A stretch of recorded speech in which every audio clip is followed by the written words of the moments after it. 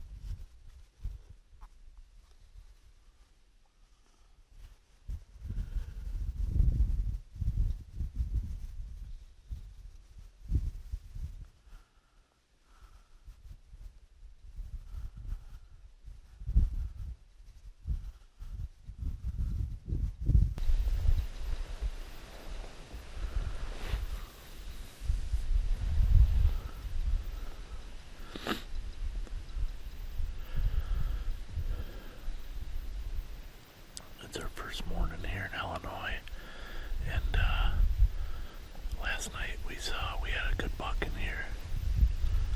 It was out in this thicket in front of us, and he was growling and grunting and snort wheezing. Couldn't pull him out of there, so we waited this morning until the sun came up, get light enough, and I just started, did my first sequence of rattling. We're going to let things settle down again here, see if maybe someone decides to run this buffer strip or doe comes in, or if we can't rattle a buck in this morning. So stay tuned, and hopefully this morning's the morning. A little bit chillier, good north wind, so it's looking like a promising day.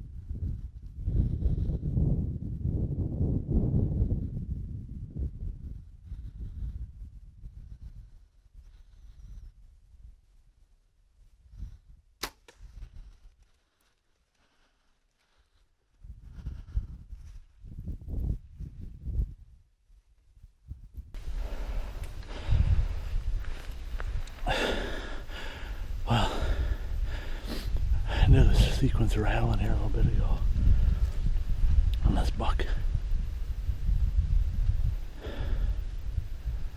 I think I might have just heard him crash back in here.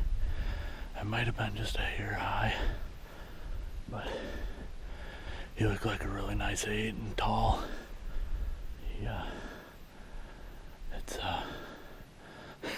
I don't know what else to say. That happened quick. He just came out of nowhere and gave it to me, so see what happens.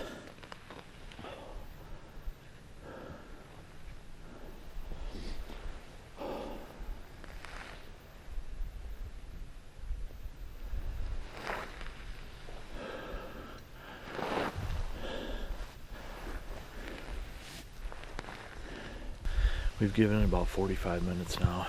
Just got down, got our stuff out of the tree, grabbed my drag rag that's here. I'm gonna go over and check for this arrow, see if we can find that, see what the blood looks like, and then we're gonna maybe take up trail. I got a couple more guys coming in, so I think what we're gonna do is after we find this arrow, we're just gonna wait for these guys to show up, and once they get here, then we're gonna go see if we can find this deer. So it's we replayed the footage, shot did look good, so I'm sure he's probably 60, 70 yards back in here, crossing my fingers anyway. So see what the arrow looks like.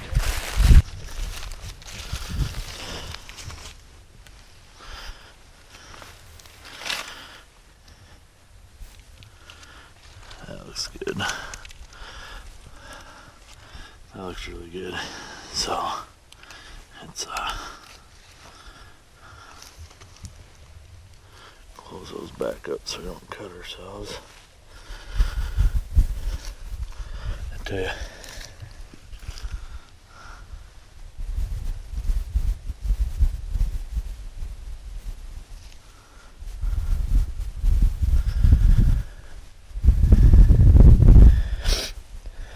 that FMJ, full metal jacket injection by Easton, it's that thing is so tough, it's so straight. I'm shooting that with the Nap Spitfire and quick spins. And it's done the job for me year after year, deer after deer. So I'm happy with these things. Are awesome. But we'll probably clean it up and check it for straightness, which I'm sure it'll be fine. Get a new head on here, and we'll be using this thing again here this fall. Take a couple of does. So we're gonna put this away, and I'm gonna walk over here where that deer went in and see if we can find blood. And then sounds like a car coming. Could be guys coming in. So then we're just gonna hang out, wait for them.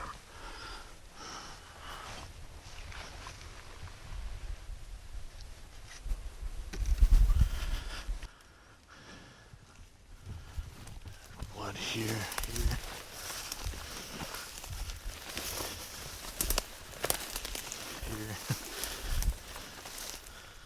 Check this out.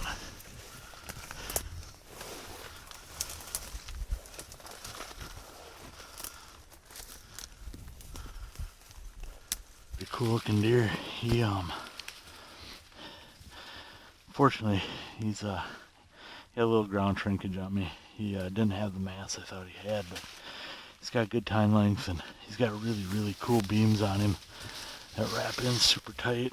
Just neat looking deer. So we're gonna get this thing tagged and we're going to get him out to the truck and we're gonna get out of here. So because we got other guys that are gonna try to hunt this farm tonight, so we're gonna go and see what we can do.